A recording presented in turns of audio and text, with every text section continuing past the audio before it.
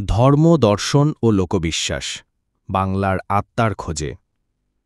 যখন মানুষ শুধু খাওয়া ও বেঁচে থাকার জন্য সংগ্রাম করত, তখনও তার মনে প্রশ্ন জাগে, কে আমায় সৃষ্টি করেছে? কেন মৃত্যু আসে? আকাশের তারা কি কিছু বলে? বৃষ্টি কেন নামে? এই প্রশ্ন থেকেই জন্ম নেয় ধর্ম, বিশ্বাস ও দর্শনের মূল বীজ।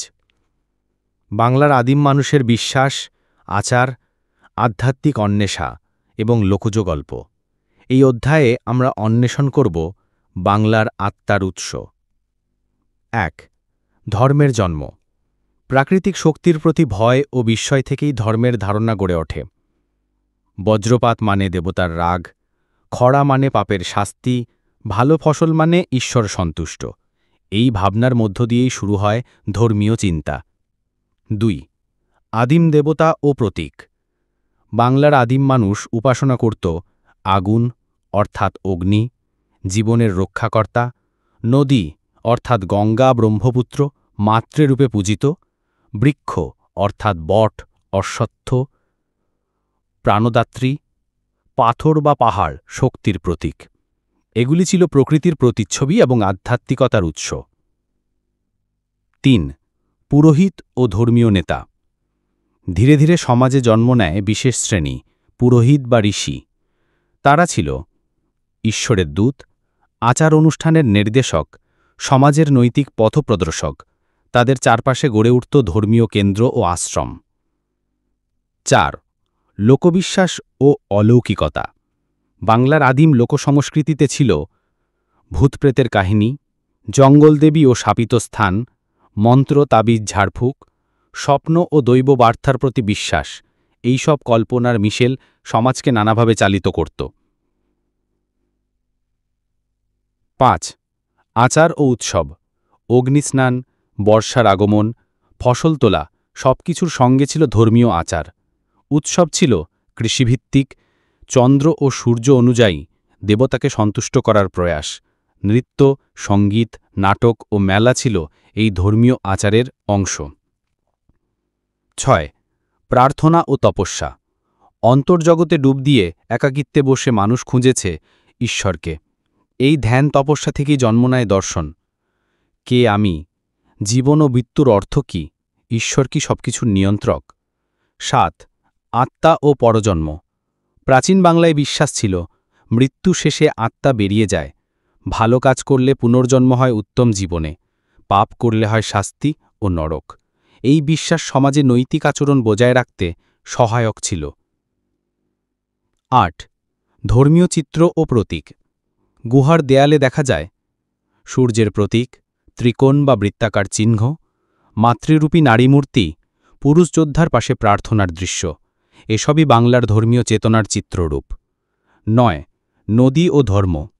নদী ছিল পূজনীয় ও পবিত্র।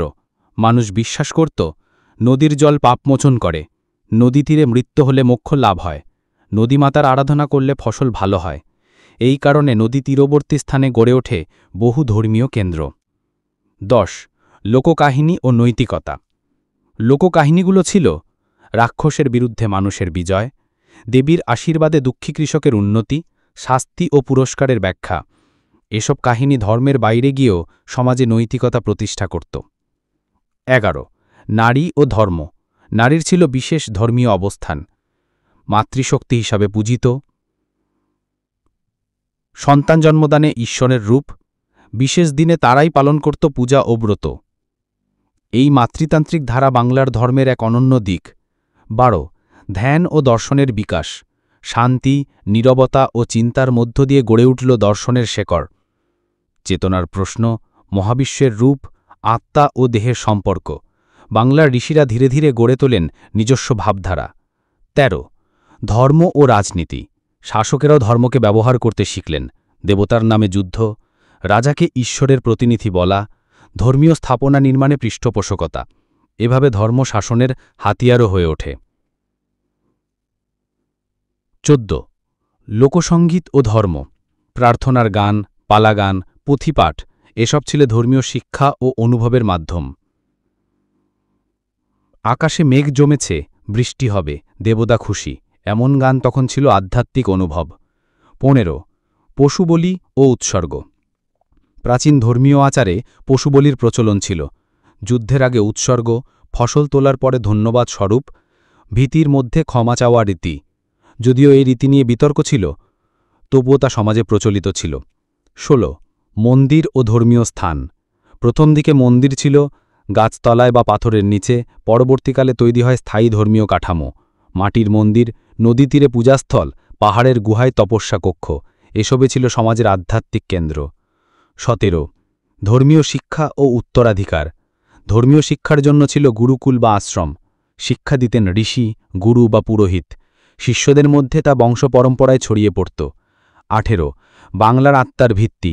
বাংলার আত্মা গড়ে উঠেছে প্রকৃতির উপাসনায়, লোকবিশ্বাসের জাদুতে, ধ্যান ও দর্শনের গভীরতায়, উৎসব ও লোককাহিনীর আবেগে। এই আধ্যাত্মিক যাত্রাই আজকের বাঙালির আত্মপরিচয়ের ভিত্তি। রূপকথা, কল্পনা ও কিংবদন্তির শেকড়। ইতিহাসের ছায়ায় বাঙালি কল্পনার জগৎ। যেখানে ইতিহাস বাস্তবতা বর্ণনা করে, সেখানেই রূপকথা ও কিংবদন্তি জন্ম নেয় কল্পনার ডানায় ভর করে। বাংলার মানুষ বরাবরই কল্পনাপ্রবণ, আবেগময় ও কাহিনীপ্রেমী। এই অধ্যায়ে আমরা অন্বেষণ করব কিভাবে আদিম ইতিহাসে জন্ম নেয় রূপকথা, কেন মানুষ তৈরি করে কিংবদন্তি এবং কিভাবে এই গল্পগুলো বাংলার আত্মপরিচয়ের অংশ হয়ে ওঠে। প্রথম, রূপকথার জন্ম। যখন ইতিহাসে কিছু অনুপস্থিত, মানুষ তা পূরণ করে কল্পনায়। তখন জন্ম নেয় জলের নিচে এক সোনার নগরী, রাক্ষসের সঙ্গে যুদ্ধ করা রাজপুত্র, বৃদ্ধ সাধু যে জানে সব কিছু। এই সব কল্পনা মানুষের ভয়, আশা ও অনন্ত জীবনের স্বপ্ন থেকে আসে। ২ আগুন ও আত্মার গল্প। প্রাচীন বাংলার গুহাচিত্রে দেখা যায় অগ্নিদেবতার হাতে আলো দেওয়া, অন্ধকার বন থেকে উদ্ধার হওয়া, এক চোখের দৈত্যের সঙ্গে যুদ্ধ। এসব কাহিনী আজ রূপকথা, তবে তা আদিম মানুষের বাস্তব অভিজ্ঞতার প্রতিচ্ছবি। ৩ নারী নায়িকা ও দেবীর গল্প। রূপকথার কেন্দ্রীয় চরিত্র প্রায়ই একজন নারী। সে হয় দেবীর অবতার, কখনো পীড়িতা, কখনো রক্ষাকর্ত্রী। নদীতে জন্ম নেওয়া শিশু কন্যা, যিনি একদিন রক্ষা করেন গোটা জনপদ। এইগুলো নারীর শক্তির প্রতীক ও মমতার আলেখ্য। ৪ রাক্ষস, দানব ও দুঃস্বপ্ন। আদিম সমাজে শত্রু ছিল রাতের ভয়, অচেনা পশু, দুর্যোগ। এইসবই রূপ নেয় রাক্ষস বা দৈত্যে। লোককাহিনীতে তাদের পরাজিত করে সাহসী মানুষ। ৫ পাথরের শহর ও হারিয়ে যাওয়া রাজ্য।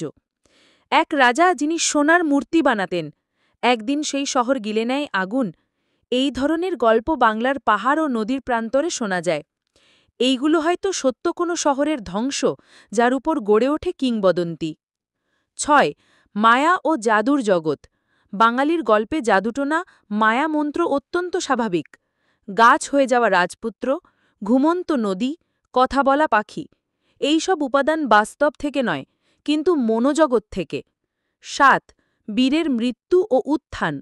লোককাহিনীতে বীর যোদ্ধারা মৃত্যুর পরেও ফিরে আসেন। যেমন নদীর ঢেউয়ে উঠে এসেছিল রক্তভেজা তরবারি, পাহাড় কেঁপে উঠেছিল তার নাম শুনে। সে ঘুমিয়ে আছে, একদিন ফিরবে রক্ষা করতে। এইগুলো আশা ও প্রতিরোধের প্রতীক। ৮ ন্যায় বিচার ও পুনর্জন্ম। রূপকথায় খারাপ চরিত্র শেষমেশ পায় শাস্তি, আর ভালো চরিত্র পায় পুরস্কার। এক রাজা, যিনি অন্যায় করতেন, তিনি হরিণ হয়ে জন্ম নেন। একজন গরিব কৃষক পুজোর সময় সৎ থেকে রাজা হন। এক বধির বালক স্বপ্নে ঈশ্বরের বাণী শুনে ভবিষ্যৎবাণী করেন। এই সব গল্প নৈতিকতার বার্তা বহন করে। ৯ প্রাকৃতিক দুর্যোগ ও কল্পনা। বন্যা, ভূমিকম্প বা আগুন, এসব দুর্যোগ মানুষের মনে ভয়ের জন্ম দেয়। এই ভয় থেকে জন্ম নেয় নদীমাতা রুষ্ট হয়েছেন, জঙ্গল দেবীর অভিশাপ, আগুনের দেবতার প্রতিশোধ। এসব ভাবনা গাঁথা হয় রূপকথায়। ১০ গর্বের রক্ষকরা। এই সব কাহিনী সংরক্ষিত হতো ঠাকুরমার মুখে, পল্লীগানের মধ্যে, কুড়েঘরের আঙিনায় শিশুদের ঘুমপাড়নিতে, পুঁথি ও পালাগানে। এক প্রজন্ম থেকে আরেক প্রজন্ম এভাবেই গড়িয়ে গিয়েছে বাংলার কল্পনার উত্তরাধিকার। ১১ রূপকথা ও সমাজ। রূপকথা শুধু বিনোদন নয়, তারা শিখিয়েছে কি ভালো কি মন্দ, দিয়েছে সাহস, ন্যায়ের বিশ্বাস, শাসকদের বিরুদ্ধে প্রতিরোধের অনুপ্রেরণা। ছোট মানুষও বড় রাজাকে হারাতে পারে, এই শিক্ষাই দিয়েছে রূপকথা। 12 কিংবদন্তির বাস্তবতা। অনেক কিংবদন্তি সত্য ইতিহাসে দাঁড়িয়ে আছে। কোনো যুদ্ধের প্রতিক্রিয়া, কোনো এক বংশের পতন, কোনো একটি শহরের বিলুপ্তি, গল্পে তা বদলে গেছে এক দেবতা বা রাক্ষসের কাহিনীতে। 13 গাছপালা ও প্রাণীর কাহিনী। বাংলার গল্পে গাছ ও পশুপাখি কথা বলে। বটগাছ জানে অতীত, মাছ মানুষকে পথ দেখায়, বাঘ সজাগ রাখে সতর্কতার প্রতীক। এইসব গল্প মানুষকে প্রকৃতির সঙ্গে সংলগ্ন করেছে। 14 ধর্মীয় রূপকথা। ধর্মের সঙ্গে মিশে থাকা বহু কল্পকথা আছে। নদীতে নেমে রোগ সারানো, স্বপ্নে দেখা দেবতার বাণী, অলৌকিক ফল খেয়ে গর্ভধারণ। এই কাহিনী বিশ্বাসকে করেছে আরও গভীর। 15 বাংলার নিজস্ব কল্পনা জগৎ। পশ্চিমা কল্পনার মতো নয়, বাংলার রূপকথা বাস্তবের ছায়ায়, আবেগে গাঁথা, ভাষা ও সংস্কৃতির সঙ্গে ওতপ্রোত। এখানে নেই স্পাইডারম্যান, আছে ভূতের বাড়ি বা দুধের নদী। 16 রূপকথার পরিবর্তন ও আধুনিকতা। আজও রূপকথা বেঁচে আছে, টেলিভিশনে, শিশু সাহিত্যে, লোকগানে, ইউটিউব ও অ্যানিমেশন ফিল্মেও। এইসব কল্পনা যুগ যুগ ধরে আমাদের হৃদয় ছুঁয়ে যাচ্ছে। 17 ইতিহাসের ছায়ায় কল্পনা। এই রূপকথাগুলি শুধু গল্প নয়, তারা ইতিহাসের ফাঁকা জায়গা পূরণ করে। তারা তৈরি করে ভাষা, জাতিসত্তা, কল্পনার বাস্তবতা। 18 বাংলার আত্মপরিচয়ের কাহিনী। বাংলার রূপকথা মানেই ভয় ও সাহস, হারানো আর ফিরে পাওয়া, নিঃস্ব হওয়ার পরেও গৌরব অর্জন। এই গল্পগাথাই গড়ে তুলেছে আজকের বাঙালি কল্পনার কাঠামো। তথ্যসূত্র: 1 Dineshchandra Sen, folk tales of Bengal. 2 Banglapedia, folklore and myths. 3 William Crooke, tribes and legends of eastern India. 4 Harun or Rashid, myth, memory and Bengal. 5 oral history and field surveys from Mymensingh, Rangpur, Khulna. 6 Rabindranath Tagore, লোককথা ও বিচিত্র উপাখ্যান। এটি ছিল খণ্ড 1-এর আদিম আগুন ও গুহার গল্পের 12তম ও শেষ অধ্যায়। এই খণ্ডে আমরা কভার করেছি: প্রথম, আদিম মানুষের জীবন। 2 সমাজ, ধর্ম, যুদ্ধ ও বিশ্বাস। 3 রূপকথা ও কল্পনার শেকড়। মেক হাবছেতাজ involve star wave data people about to বেন্টে। আদিম প্রেম ও যৌনতার ছায়া। প্রেম ও যৌনতা ইতিহাসের পাতায় যাদের কথা খুব কমই লেখা হয়, অথচ মানব সভ্যতার আদিতে এই দুই শক্তি একে অপরের সঙ্গে জড়িয়ে তৈরি করেছে সমাজ, পরিবার, এমনকি জাতির ভিত্তি। এই অধ্যায়ে আমরা অনুসন্ধান করব আদিম বাংলার প্রেম, দাম্পত্য, যৌনতা ও এক বিস্তৃত প্রেমগাথার ছায়ায়, যা লোককথার মতো ছড়িয়ে আছে বাংলার পর্বত, নদী ও অরণ্যে। মহা 1 প্রেম, তাগিদ না ভালোবাসা। প্রত্নতত্ত্ব ও নৃবিজ্ঞানের ভাষায় আদিম প্রেম প্রথমে ছিল জীববৈজ্ঞানিক আকর্ষণ। তবে বাংলার আদিম সমাজে প্রেম ছিল শুধু প্রজননের মাধ্যম নয়, ছিল গোপন টান, ছিল ত্যাগ, ছিল আত্মদানের আবেগ। গোষ্ঠীর বয়স্কদের মতে যার জন্য প্রাণ দেওয়া যায় সেই আসল সঙ্গী। এই বক্তব্য আজও রয়ে গেছে পল্লীগানে। 2 সঙ্গম ও বিয়ে, প্রথার পূর্বজগৎ। বিয়ের আগেই প্রাচীন বাংলায় সঙ্গম ছিল সমাজের স্বীকৃত অংশ। সন্তান জন্ম হতো, নারী পালন করত, পুরুষ খাদ্য জোগাড় করত।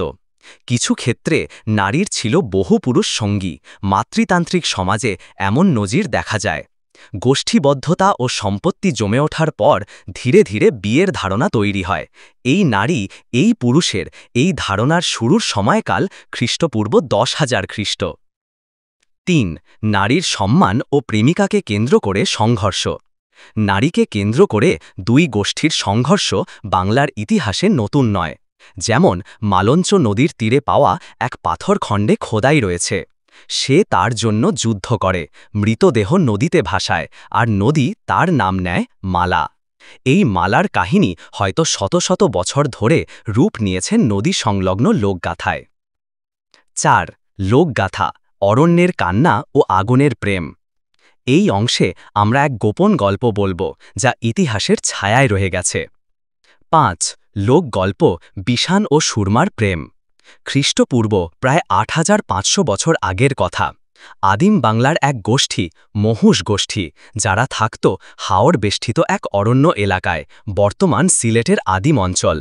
বিশান ছিল সেই গোষ্ঠীর প্রধান শিকারী। সুরমা জঙ্গল পাড়ের অন্য গোষ্ঠীর কন্যা, মন্ত্র পটেয়সী ও সঙ্গীতপ্রিয়। তারা প্রথম দেখা করে কদম গাছের নিচে বর্ষার দিনে। সুরমা তার গলায় বাঁশির শব্দে ডাকে হরিণ, বিশান মুগ্ধ হয়ে তাকিয়ে থাকে। প্রেম গড়ে ওঠে গোপনে। তবে দুই গোষ্ঠীর মধ্যে পুরনো শত্রুতা ছিল। এক রাতে বিশান তার নিজ গোষ্ঠী ছেড়ে সুরমাকে নিতে যায়। সুরমার ভাই তার পথ রোধ করে। সংঘর্ষ বাধে। সুরমা কান্নায় ভেঙে পড়ে। রক্ত ঝরে, বিশান আহত হয়, কিন্তু সে সুরমার হাত ধরে দৌড় দেয় অরণ্যের ভিতরে।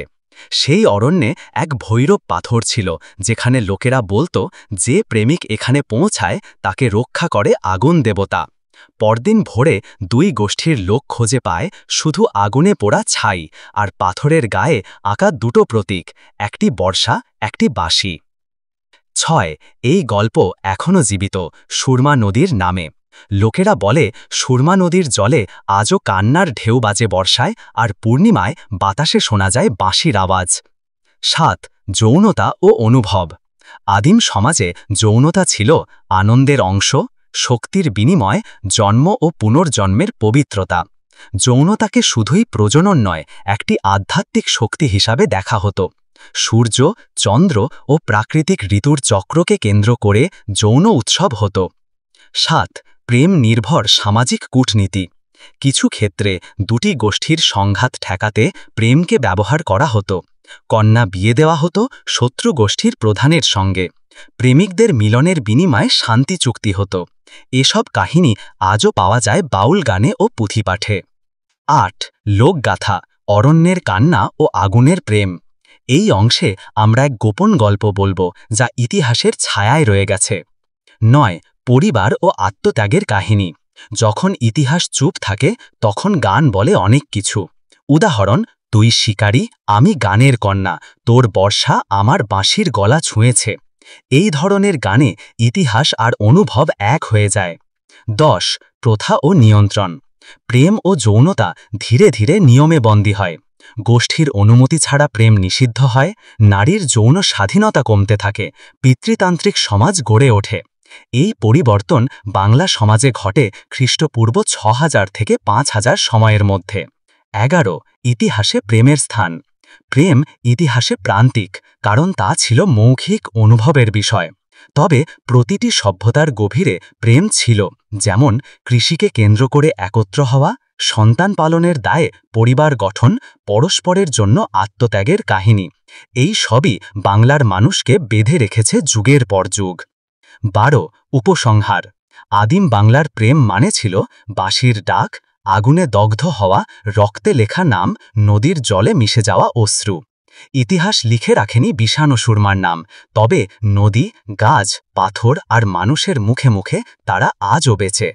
সন্তান, পরিবার ও উত্তরাধিকার। মানুষ যখন কেবল গুহায় থাকত, তখন তার চিন্তা ছিল শুধু বেঁচে থাকা। কিন্তু বেঁচে থাকার সেই তাগিদই একসময় তাকে ভাবতে বাধ্য করল, আমার পরে কে? আমার রক্ত কি কেউ বয়ে নিয়ে যাবে?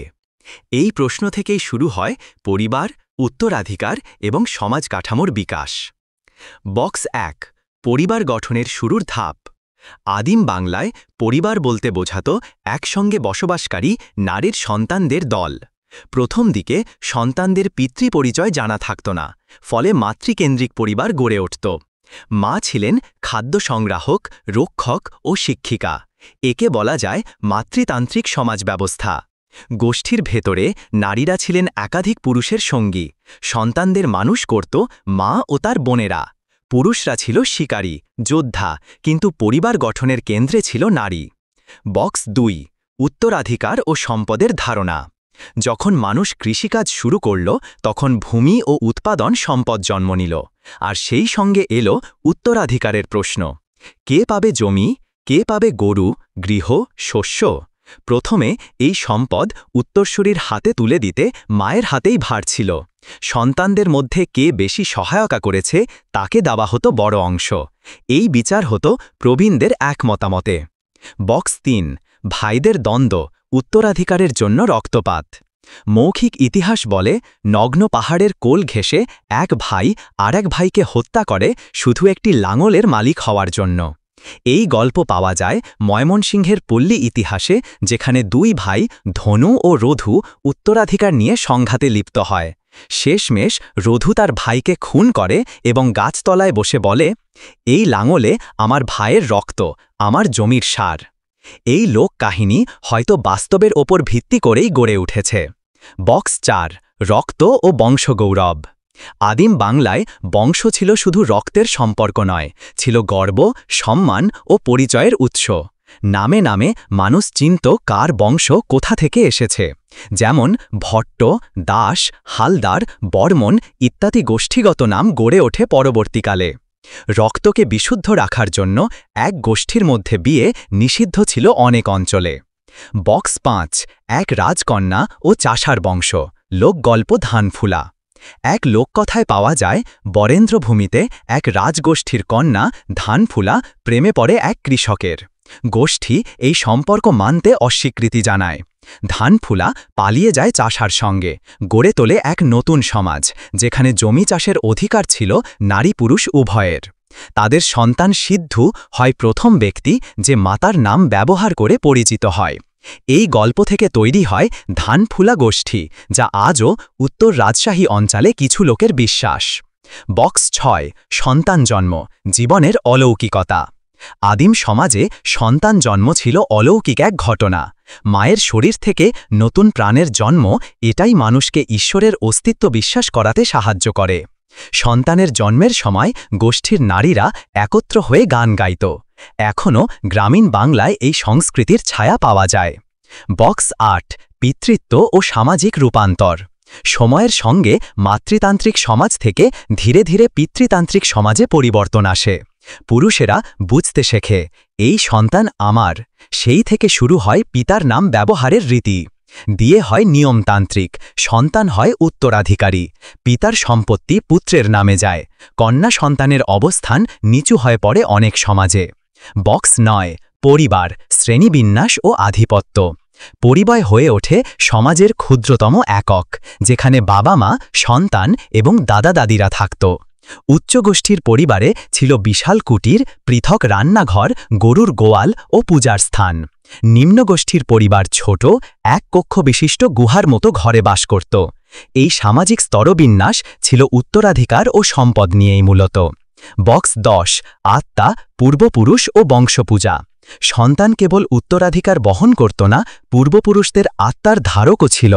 সন্তানের নাম রাখা হতো দাদার বা প্রপিতামহের নামে। বিশেষ দিনে শিশুদের নিয়ে পূর্বপুরুষদের উদ্দেশ্যে খাবার উৎসর্গ করা হতো। এখনও বাংলার গ্রামে পিতৃপুরুষের তর্পণ পালন করা হয়, যার শেকড় এই আদিম বিশ্বাসে। বক্স 18, উপসংহার। উত্তরাধিকার মানেই শুধু সম্পদ নয়, ইতিহাস। প্রাচীন বাংলায় উত্তরাধিকার মানে ছিল বেঁচে থাকা, আত্মত্যাগ, বংশের নাম টিকিয়ে রাখা, পূর্বপুরুষের রক্তকে সম্মান জানানো। আর সেই উত্তরাধিকারী আজকের জাতি, সমাজ আর সংস্কৃতির ভিত্তি। Box 19, pin.